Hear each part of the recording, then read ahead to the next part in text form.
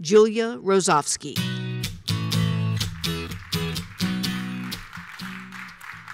Hi, everyone. Welcome to the last session before the big party at the Mint. My name is Julia Rozovsky. I'm on the People Analytics team at Google. And like Prasad said this morning, the goal of the People Analytics team is to do research on the experience of being at work to quote him, make work suck less. So the type of work that we do is to try to answer some big questions like, how do you take bias out of the hiring process so we get the best talent possible? How do you train managers to be incredible? And the question that we're going to try to answer today, which is, what actually makes for a rock star team? So before we get started, just a quick show of hands. How many of you have been on a truly amazing team? Okay, now how many of you are attending the conference with your team members and so you feel like you have to, yeah, I know, I hear you. So hopefully we've all been on teams, a team that feels sort of like this, where it's full of individual stars who all cooperate and pitch in, a team that knows that its success is more important than their own, a team where there's just not enough multicolored Post-it notes because the ideas just keep going. But unfortunately, I'm sure there's also been times when you think you're set up to be a team like this, but somehow, despite having all the right talent in the room and all the right resources to be set up for success, you end up more like this, sort of missing out on the potential of all the people in the room. And when you think back, it's probably hard to pinpoint where some of the teams went right and the others went wrong. And so we were very, very curious about this question and spent years trying to answer it and trying to really figure out what separates our best teams at Google from the rest. So we are certainly not the first people to try to tackle this question. In fact, if you search HBR for teams, you get over 5,000 suggestions of what an effective team might look like. The issue that we ran into when we were reviewing the research is that academics try to research the things that they have most direct access to. So most of the studies that we found had populations like sophomores in college and business school students that they're referring to. And what we were curious at was, what really made the difference at Google?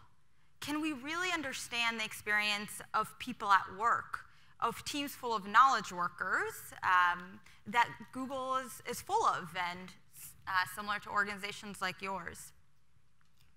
So it turns out that studying team effectiveness within the workplace is quite difficult. First of all, what is a team? Are we a team because we're in the same room? If we're in the same room a couple more times, would that make us a team? That was really, really tricky for us to figure out. The second was, how do we know, how could we tell if a team is actually effective, given how many diverse types of groups we had at Google? So we took months to try to nail down what our study was going to look like, and this is where we landed. We decided that what we mean by team effectiveness and how we're going to measure it was through a composite of 3 different perspectives. We thought about and asked executives to rate their teams. We asked team leaders, and we asked team members to rate how effective their teams were. We also pulled in as many quantitative metrics as we could find. So for example, for sales teams in our sample, we pulled in things like how they were performing against their target revenue. So once we had that nailed down, we then pulled in 180 teams to study for over the course of a couple of years. These were teams that were in engineering, so full of software engineers. There are teams that were in sales, teams that sat all over the world. Our basic focus there was we wanted to reflect the diversity of all of Google with our sample.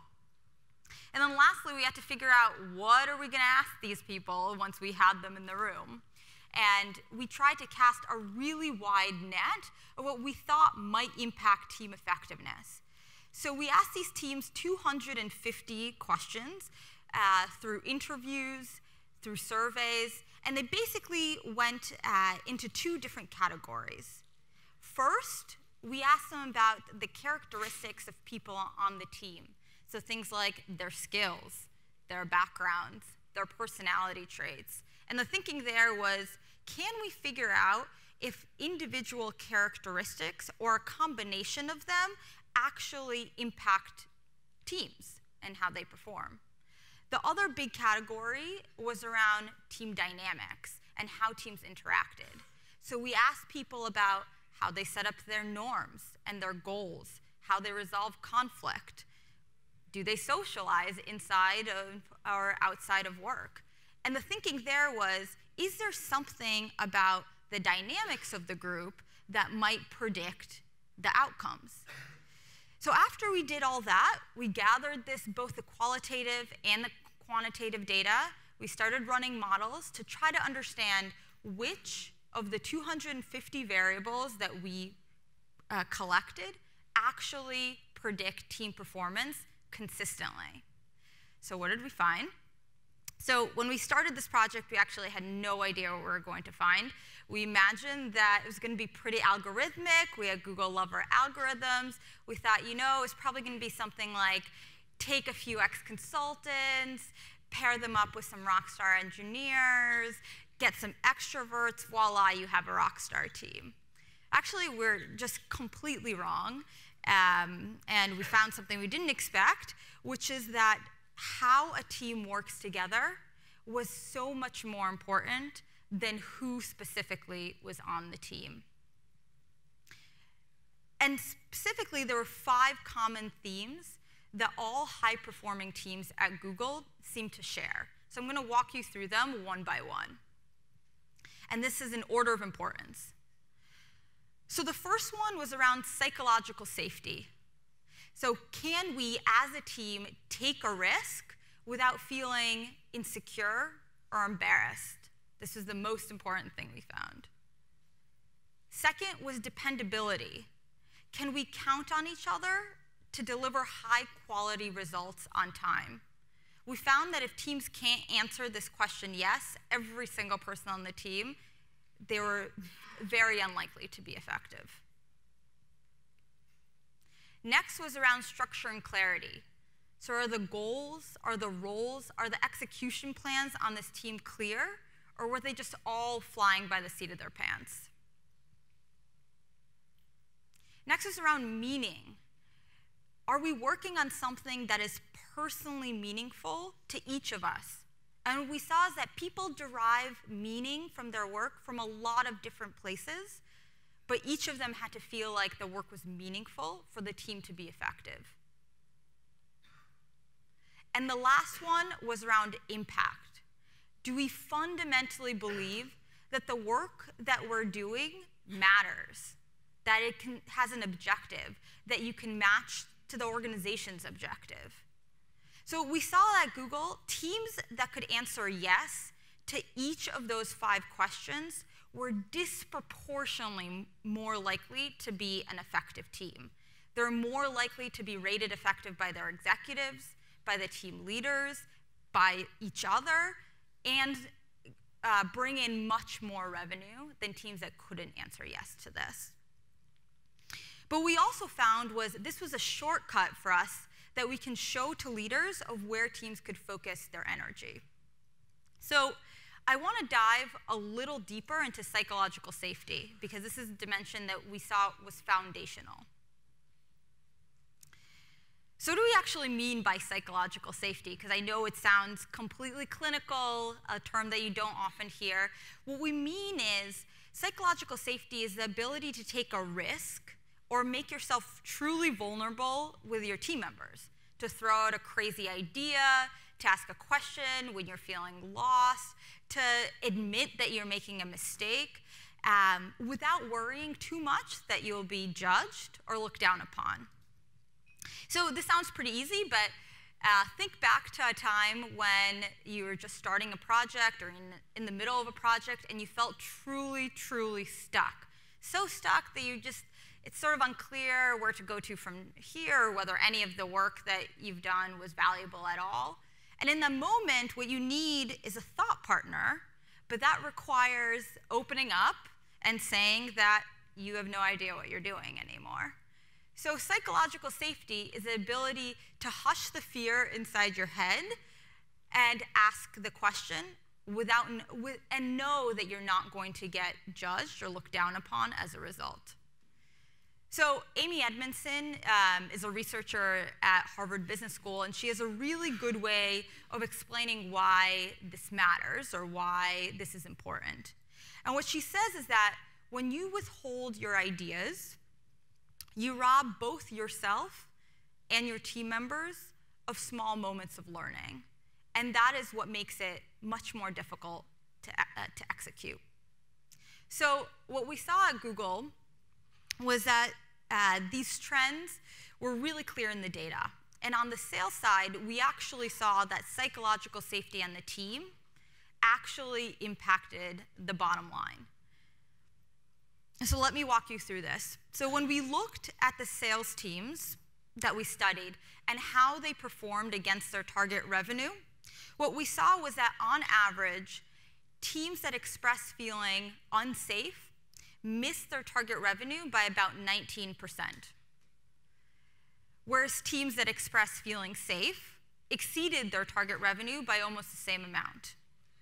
And so I know what you're thinking. Which came first, the chicken or the egg, right? Which way does the causality go? And that's the exact same thing that we were thinking. And so what we see from our own research by studying these teams over time and external research is that psychological safety actually drives performance. And the reason that this happens is that when team members feel safe, they're much more likely to ask for help. They're much more likely to admit a mistake. They're much more likely to try new roles and responsibilities, knowing that their team has their back. And by doing this, they learn. And by learning, they become more effective. So I want to go back to here because this is the model that we saw at Google that really separated our best teams from the rest. And we're sort of shocked when we saw this because we asked 250 different types of questions, and there were so many answers that we could have seen on this wall. But we didn't see things that popped up in a lot of external research. We didn't see things that we expected, like just the number of top performers on your team will predict team outcomes, or tenure of people at Google will predict team outcomes. And what's really important is that we came up with a framework for us that we saw consistently separated teams at Google. So I want to let you know what we did with this research, because it's nice to do research, but if you can't figure out a way to actually implement it, it's hard. So the first thing that we did is we started talking about it to anybody that will listen. And we found that people are really hungry for a model because, like we saw at HBR, there are a lot of different things that people thought could impact team performance and a lot of different levers that people were trying to pull. The next thing that we did is we tried to create a program that will help people evaluate team effectiveness. We called this program G-Teams, and it had a couple of simple steps that will seem pretty clear to you guys. The first thing that we did is we created a really quick survey. It was a 5-minute pulse check that was based on the 5 dimensions that we saw from our research actually impacted team performance.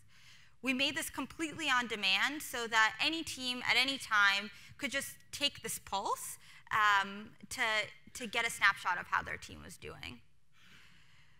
We then created a report that immediately when teams finished the survey would get aggregated and shared with everybody on the team, including the team leader and all of the members, that sort of summarized how things were going on each of these dimensions. Next, we asked people to carve out 90 minutes, which is a very long period of time, to sit down and actually talk about this as a team. Because we noticed when we had focus groups that what we're hearing from people is that there are a lot of conversations that people are having about business outcomes, how to operationalize them, how to drive towards their goals, but very little about actually how people were working together. And by taking that time to sort of evaluate what was going well and what was going poorly, they could move the business outcomes along. And the last thing that we did is that we collected a bunch of resources and mapped them to each of the 5 dimensions so that a team had at their disposal the things that they were working on and the resources that they could use to tackle them.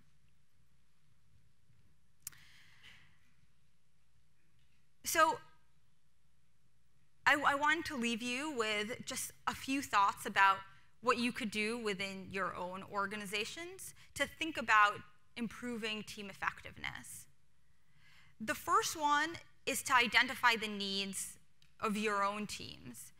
We see that context really matters. For us, it was really important to dive into what was specific about knowledge workers, but we found a framework that was consistent across our many offices and across different types of teams.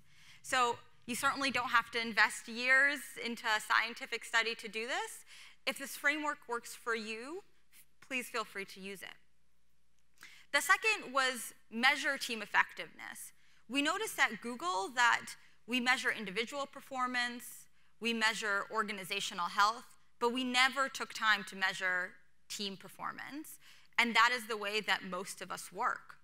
And so just by introducing a very simple measurement tool, we started to change the conversation, the way people were thinking about effectiveness towards the unit of a team.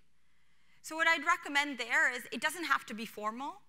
You can just ask people for feedback against the needs of your team, whatever your framework is, or you can embed it into a survey that you already have to ask about team effectiveness. And the last one is really model psychological safety. So this is, within Google and externally, something that keeps coming up as a basis of team performance. And as leaders of organizations, you have a huge role to play because employees mimic the behavior of leaders. And so there are 3 things that we'd really recommend there. The first one is to model and to frame the challenges that your company is going through or your teams are going through as an opportunity to learn instead of necessarily to execute. That changes the framework and the framing of how they approach problems. The second is to admit your own fallibility. By doing this, by saying, you know, I might have missed something or maybe there's something I'm not seeing, you're opening up the conversation for people to be able to do the same. And then the last one is to model curiosity to your organization. So just ask way more questions than you're currently asking.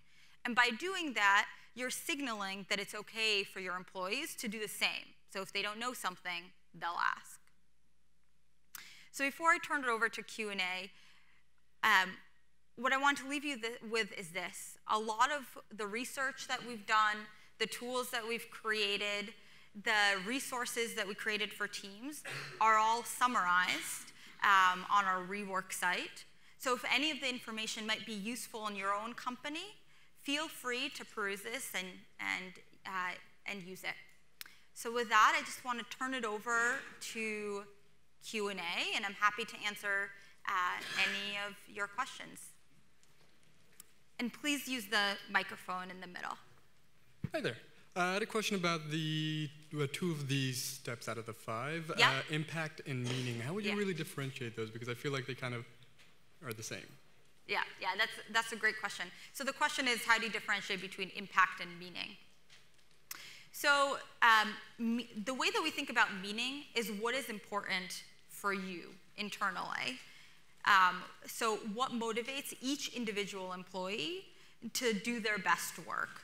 That could be working on a very impactful project, or that could be writing code because it's something that makes you feel alive. Impact is very outward focused. It's the ability to see a connection between what you're working on and what the company's goals are. So for some people, those are very related, but what we saw in our research is actually for the majority of people, they're quite distinct.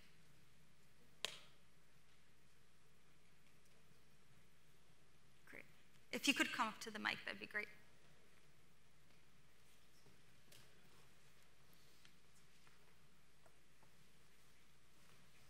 I understand that Google sees every person as an individual, as they said they said before. What happens when you have like a rock star loner who says at least that works better alone, and maybe afterwards they share their ideas and they don't want to work in teams, but you know that they are a valuable asset to the company. So how do you manage that? Because teamwork, especially in these days, is very, very important. But at the same time, you don't want to you don't want to oversee what's important for one person that is very valuable for the company. I think that's a great question, and one that we thought about. What we ended up seeing is that the majority of the work that we were doing, the most complicated projects that we were working on, couldn't be done with a single individual. They were too complex and too big, and the scope was too huge for one person to actually be able to tackle it. Which is why I think what we're seeing is that the performance of any single individual wasn't predicting team outcomes. That even if you put 5 individual rock stars on a team, that wasn't consistently predicting team success. And most of our biggest projects were products of teams. So we sort of had to pivot and reorient the way that we were thinking about development around what is good for the team instead of the individual. And so there's a balancing act there, but we're trying to shift the way that we're developing our top talent along these dimensions instead of being the lone rock star. Hi, what do you do when you have employees on several different teams? And is there a minimum size of team you recommend this approach for? Yes, it's something definitely that came up in our research. We had almost everybody at Google is on a couple of different teams. Some are managerial teams, right? So everybody who reports to the same direct reports, and some just pop up and disperse for a project. We found the same results hold regardless of what kind of team you're on. So both for managerial teams and project teams. And what we were recommending is that both these types of teams use this framework. In terms of team size, there's quite a range in our study, but to go through this exercise, we're suggesting that under 10 people is actually preferable, so you can sit down and diagnose the issues together. When it's above 10, we saw that people were working more as subsets than a cohesive unit. Hi there. What's an effective team when the team members are all over the country and time difference and everything to collaborate together when they're not in the same office? Yeah, so we actually tested for that. We tried to figure out, we had teams who are really dispersed and working remotely, and we tried to figure out whether those types of teams were any less effective at the end of the day than teams that were sitting in the same location. And what we saw was that on average, there was no difference as long as teams had high psychological safety. So in the follow-up, the next question is, okay, then how do you develop psychological safety when you're spread across the world? And one of the things that we're seeing is that when teams are first starting up, when they're creating their norms, being in the same space is valuable. But after that initial startup period happens, it actually makes no difference where people sit. Hi there. Question about Google products then, and how a team kind of revolves around the Google suite of products. there's different setups that agencies will have. So is there any measurable difference, and does it bring a team closer if someone is a display expert and a search expert? Do you find that they work more cohesively because they have to kind of come together on those concepts, or is it maybe a better setup to have everyone be the product specialist, they just have divided teams or divided clients? So I can't comment specifically on the search and display side, but I'll tell you from an organizational design perspective from this research study, what we did ask is we tried to figure out the backgrounds of every single person on the team to ask that very same question. Do the backgrounds and the skill sets, is it more important for them to be diverse, or is it more important for them to be consistent? Because you can sort of imagine it either way. We didn't find a single variable about who was on the team and people's skill sets that predicted outcomes. That is to say, there were teams full of people with the same exact skill sets, teams full of people that had completely different skill sets that had no difference in their performance. Two questions. First one was really simple. The survey that you mentioned that the teams can take, what's it called on the, is it on the rework side, and what's it called? Because there's a bunch of them. Yeah, so the survey is called G-Teams.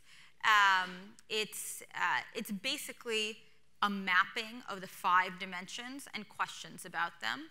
On the rework site, we have examples. We don't have the survey exactly itself, because it's internal, but we have examples of the types of questions that you could ask to do it yourself. Okay, and second question was really if you can add a little more color. You touched on it on causation versus the causality behind what you saw as cause and effect of feeling psychologically safe. How did you actually figure that there was a cause and effect on psychological safety and performance? Yeah, so the way that we did it is that we basically, the first thing that we did is we looked at a snapshot. We asked people about the psychological safety on the team, and then we tracked their revenue numbers.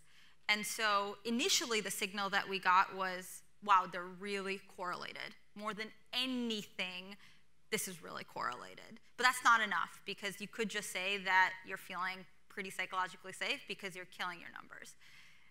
So we wanted to see if the way that a team feels today, whether they say we feel very safe with the people around us, whether that predicts future success, because that timing matters, right?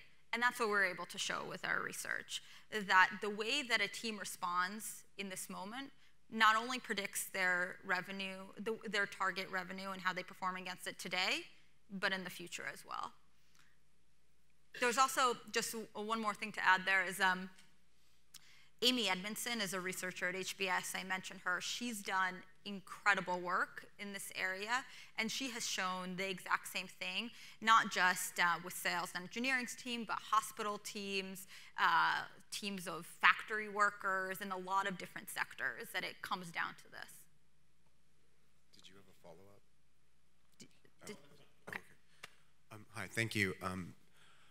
When you have a really psychologically safe environment, my guess is that you're going to end up with this great problem to have, which is that you're going to get a lot of ideas from your team because they're going to feel very safe giving those ideas, and that's a good problem to have. But how do you deal with the inevitable conflict that two ideas that are at odds with one another, I guess, how do you deal with the conflict that can be created by that? And how do you maintain psychological safety when you have different team members with conflicting ideas? Mm-hmm. So I think in general, I don't think psychological safety is about being nice or avoiding conflict. I actually think it's the opposite, that when you have psychological safety, you can have conflict over ideas that can be resolved thoughtfully. One of the things that we've done is we've tried to think about the type of behaviors and signals, both verbal and nonverbal, that we're recommending managers try out in order to make the room and conversations that are full of conflict feel more productive, such as, even if you don't agree with somebody, repeat what they said. explain what you thought was valuable about that, and then state your opinion. I mean, just very small, tactical, behavioral things like make eye contact, lean in. All of those things make a room feel psychologically safe and enable you to have a much more productive conflict. Cool. Does that yeah, help? it does. I have a small follow-up. I agree with you wholeheartedly that conflict should not be viewed as antithetical to safety, but that's my opinion, and it is not shared by all of the employees in my organization, and many of them perceive conflict. Now, I think you helped answer my follow-up by saying, like, there are things you can do to make sure that you can reduce the perception or mitigate the perception of conflict as, you know, stifling. But yeah, I was going to ask, like, I agree with you that conflict shouldn't be antithetical, but if I have members of my team who, when met with criticism, especially in an open forum, which is different than one-on-one, if they perceive that as lowering their level of safety, then I've got to deal with that perception, whether I, you know, regardless of how I feel about the role of conflict and clashing. So I think that's just something that probably is ongoing, but I appreciate I think you've given some ideas on how to mitigate that. Yeah, and I think I think what you're saying is, I mean, spot on, and why this is tough, right? If you're on a team that doesn't feel psychologically safe, thinking about how do you resolve that? How do you make the team feel safer feels difficult. But I think that's where really good leaders can make a huge difference. And by modeling the type of behavior that they want others to mimic is really important. So as a leader of a team, showing people the way to resolve conflict or a way to work through that in a way that doesn't take away from psychological safety, I think is a huge plus. Thank you. Any other questions? Okay, in that case, thank you so much for letting me share this information. I'll stick around if you have any other questions, and if not, check out the information on rework. Thanks so much.